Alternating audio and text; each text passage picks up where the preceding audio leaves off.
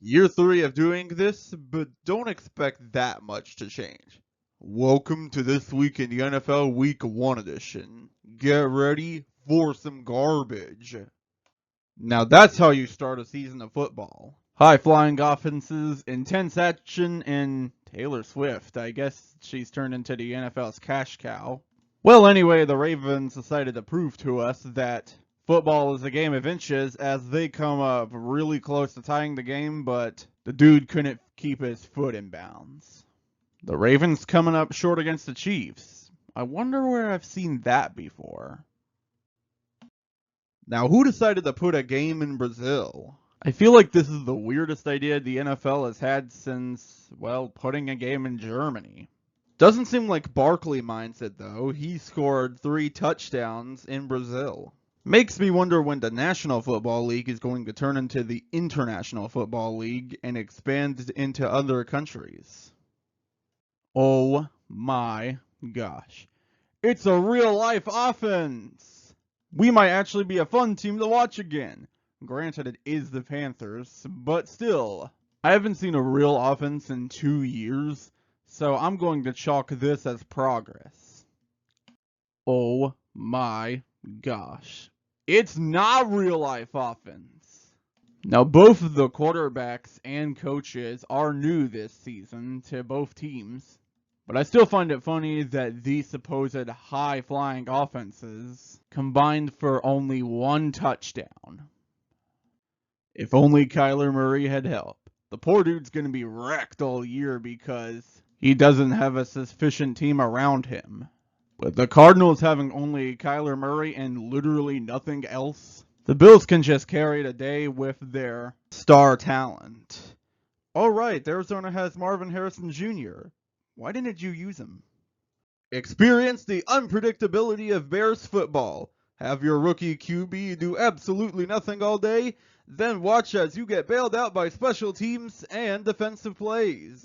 And to top it all off, have your QB throw to a wide open man for a 2-point conversion to accidentally make yourselves believe that he is a good quarterback.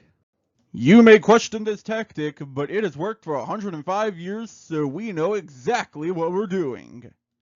And hey, if all else fails, we just made Will Levis cry, so we've got that going for us. Zach Taylor might be cooked as a coach.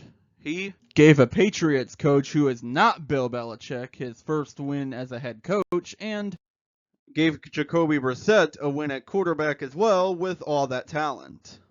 I've seen the Bengals come back from early season deficits a lot, but this might be too much. We'll see, though.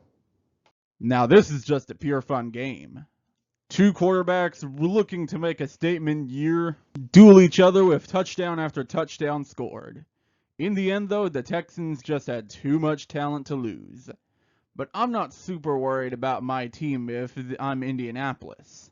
They played well. Hopefully Anthony Richardson can last the full year, but who knows? You have to feel for the Jaguars unless if you're one of their rivals at this point. Losing like that after you led the whole game really sucks.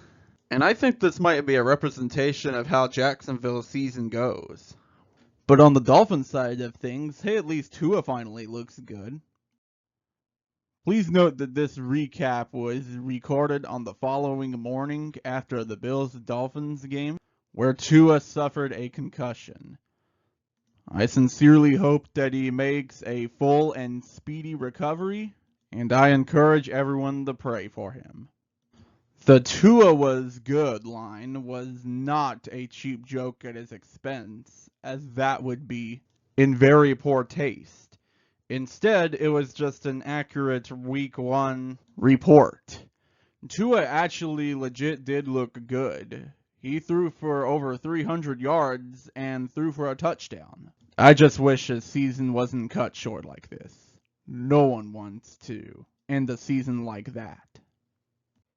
And they managed to bounce back from that Sunday morning when 2 players were literally arrested a few hours before kickoff. Behold, the only team to have scored a single-digit number of points this first week. Jeez, even the Panthers had 10 points. How do you guys not score 10? This Giants team is going to be sad this year. Jim Harbaugh's first game was a Charger, and it was honestly a lot closer than I thought it would be. The major difference was the turnover battle, which LA won 3-0, and luckily for Harbaugh, the coaching.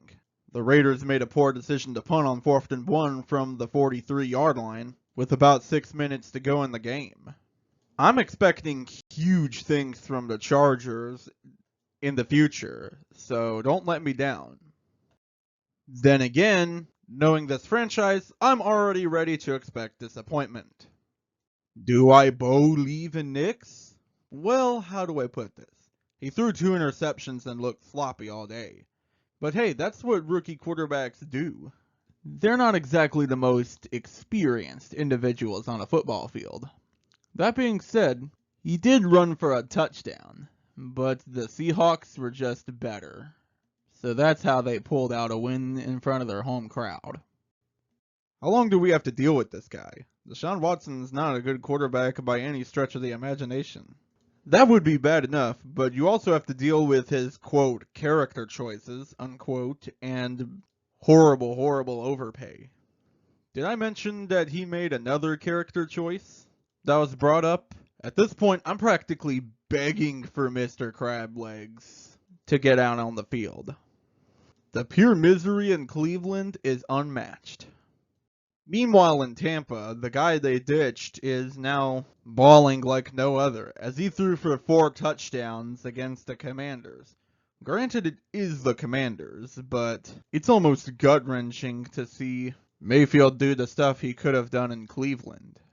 But oh well, I'll still root for him no matter what team he plays for, even if it has to be Tampa Bay. And for the first time all year, we have a game decided in overtime, with Detroit taking it. This brings up the lovely debate of should the NFL rewrite its overtime rules. Here's my justification for the overtime rules.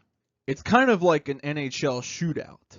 Sure, it would be a lot more fun for games to go to infinite overtimes, but you know what else would go up with it? Injuries. The game would take forever, and players would be much more prone to injuries.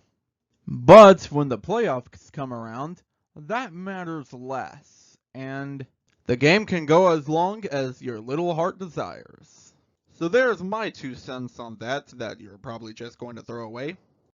Well, Jets, I tried to tell you before, you don't pick up washed up old guys and expect them to lead your team to victory. Rodgers showed his age on Monday night, and showed to me that the Jets are who we thought they were. Don't let the score fool you, by the way. The game was basically over by the start of the 4th. And that's it for the video. This will be by far the shortest video in the NFL Recaps collection for this year, since I want to add more stuff, but I won't add it until week 2. Don't forget to like, subscribe, comment, share, ring the bell, and never forget John 3:16. And I'll see you next time. Psalms chapter 146, verses 3 through 5. Don't put your confidence in powerful people. There is no help for you there. When they breathe their last, they return to the earth, and all their plans die with them. But joyful are those who have the God of Israel as their helper, whose hope is in the Lord their God.